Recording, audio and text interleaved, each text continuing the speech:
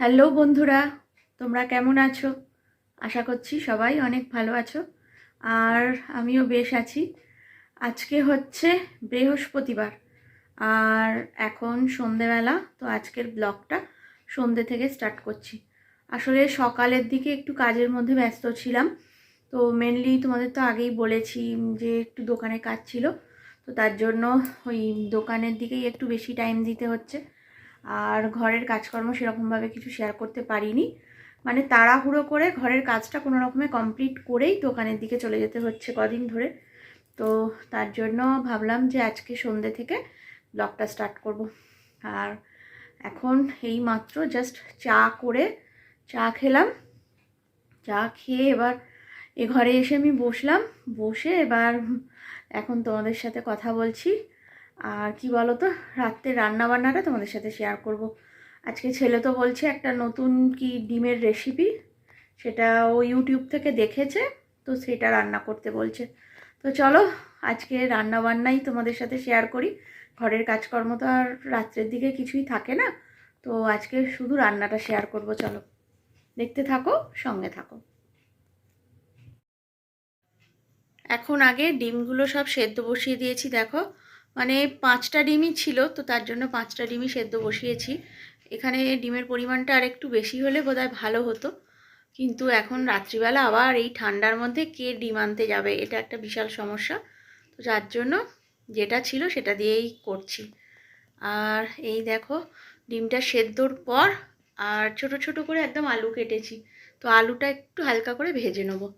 Mainly কি বলো তো বন্ধুরা, আমরা এই পনিরের তরকারি বা ডিমের তরকারি এগুলো শুধু খেতে পারি, সোমনাথের আবার একটু আলুও লাগে। আর মানে যেরকম পনিরটাও খুব একটা পছন্দ করে না, আর শুধু ডিমটা দিয়েও খেতে পারবে না। তো ওর জন্য আমাকে এই আলুর ব্যবস্থাটা করতে হচ্ছে। না হলে আমি আমার ছেলে হলে এমনিই খেয়ে নিতাম। তো যাই হোক, নতুন স্টাইলের ডিমের রান্না একটা ইউটিউব থেকে ছেলে দেখে শুরু করেছে। আর এই কদিন ধরেই ধরেছে যে আজকে এই রান্না করে দাও, কাল ওই রান্না করে দাও। কয়েকদিন আগে নয়, আগের দিনই তো তোমাদের দেখালাম যে পনিরের তরকারি করেছিলাম, মটর পনির। আজকে আবার এই ডিমের একটা নতুন রেসিপি। তো কি হয় বলো তো, এই সন্ধ্যের টাইমটাতে ফাঁকা থাকে আর ওর বাবাও আসে। তো ব্যাস, বাবাও লেগে পড়ে। সকালের দিকে হলে ও জানে যে আমার কাজ আছে, আমি করব না। সন্ধেবেলাটা ওর বাবাকেও পেয়ে যায় একটুখানি। তো ওর বাবা বলে হ্যাঁ আমি হেল্প করে দিচ্ছি, তো করো। আর এখন এদিকে দেখো সমস্ত মশলাগুলোকে ভেজে নিচ্ছি। মানে পেঁয়াজ, তাতে রসুন দিয়েছি, টমেটো দিয়েছি, আর এখানে আলুটা ভেজে রেখে দিয়েছি। তো সব কিছু ভেজে এটা আবার পেস্ট করব। আর এখানে সোমনাথ আবার চলে এসছে ডিম ছাড়াতে। তবে কি বলো তো, যখন এরকম নিত্য নতুন রান্না কিছু হয় তখন কিন্তু হেল্পের লোক থাকে। সোমনাথ তো থাকেই, ছেলেও চলে আসে মাঝে মধ্যে। ছেলে অতটা পারে না, কিন্তু সোমনাথ মোটামুটি সবই পারে। মানে আমি যদি দুদিন অসুস্থ হয়ে যাই, তো সোমনাথ মোটামুটি সব রান্না করতে পারে, ও দুদিন চালিয়ে নিতে পারবে। এবার দেখো এটা পেস্ট করব, ভালো করে ভেজে এবার এটাকে পেস্ট করব। সব রকম আছে এতে, আদা, রসুন, পেঁয়াজ, টমেটো। আর পেস্ট করব, একটু ঠান্ডা করছি, গরম তো। আর ততক্ষণে আমি আবার ময়দা মাখছি, এর সাথে পরোটা হবে।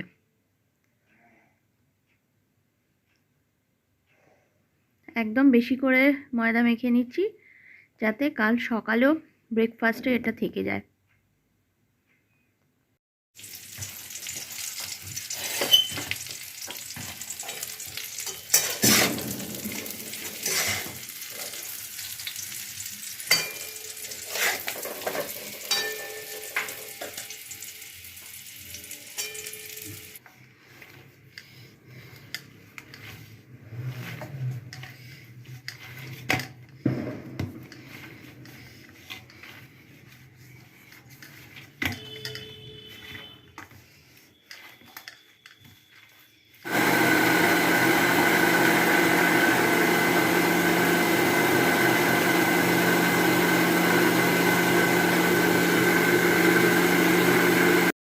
আর পুরো পেস্টটা একদম রেডি করে নিয়েছি।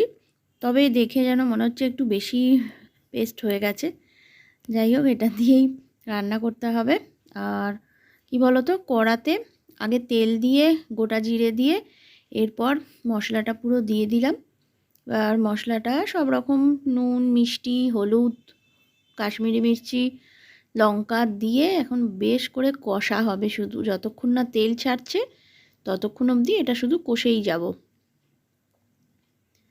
আর রান্না করতে করতে আবার বাসন পড়েছিল কতকগুলো, তো সেইগুলো আবার মেজে নিচ্ছি। মেনলি এটা দুপুরের খাওয়ার বাসন, আজকে আর দুপুরবেলা খেয়ে বাসন মাজা হয়নি।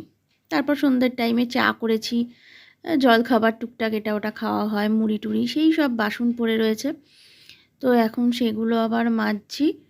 আর কি বলো তো, মেন ব্যাপার হচ্ছে সোমনাথ ও ততক্ষণ একটুখানি ওটা নাড়ছিল, তো আমি ভাবলাম যে ও যখন নাড়ছে তাহলে আমি সেই সুযোগে বাসনগুলো একটু মেজে নিই, কারণ না হলে আবার এই যে রান্না হচ্ছে তারপর খাওয়া হবে আবার বাসন পড়ে যাবে। আর এই তো দেখেছো ছোট্ট একটুখানি সিঙ্কের মধ্যেই বাসন মাজতে হয়, তো এখানে আবার অনেকটা বেশি বাসন হয়ে গেলে না তখন সত্যি কথা মাজতে খুব অসুবিধা হয়। তো তার জন্য মনে হয় অল্প অল্প বাসন পড়লে মেজে নেওয়াই ভালো।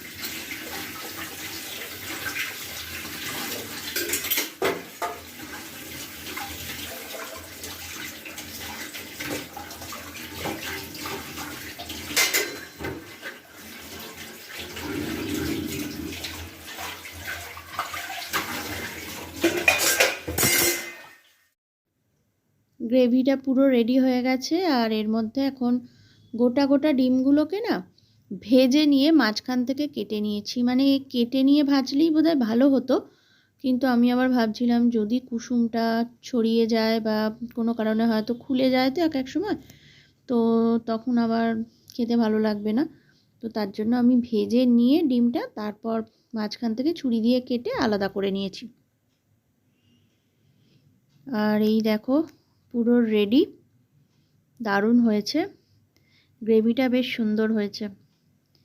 আর ডিমগুলো একদম ঠিকঠাক আছে, মানে এই ডিমগুলো দিয়ে একটু চাপা দিয়ে রেখেছিলাম। আর এখানে ময়দা মেখে লেচি কেটে পুরো রেডি করে নিয়েছি, আর তরকারিও রেডি হয়ে গেছে। এবার ঝপঝপ করে পরোটাগুলো করে সবাইকে খেতে দিয়ে দেবো। এই দেখো পরোটা করা শুরু করে দিয়েছি।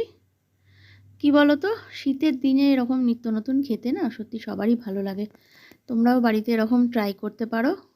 আমি অবশ্য ইউটিউব দেখেই করেছি, মেনলি এটা একটা শর্টস ছিল, তো শর্টসটা দেখে এটা করলাম, ছেলে দেখেছিল।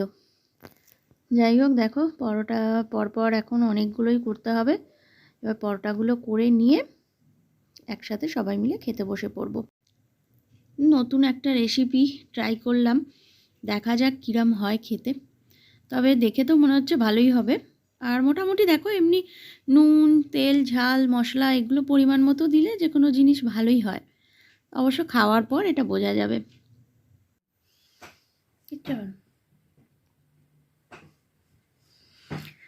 তো এই হচ্ছে ডিমের নতুন রেসিপি, আর আজকে রাত্রে বানালাম।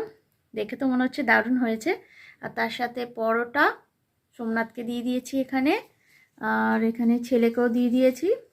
পরোটা আর ডিমের নতুন একটা রেসিপি, দেখা যাক কিরম হয়েছে খেয়ে। কিরে খা, হ্যাঁ খেয়ে দে, তারপর তো কমপ্লিমেন্টটা দিবি যে ভালো হয়েছে না খারাপ হয়েছে। একটু এদিকটা সরে আয় বাবা, নাহলে বিছানায় পড়বে। কি গো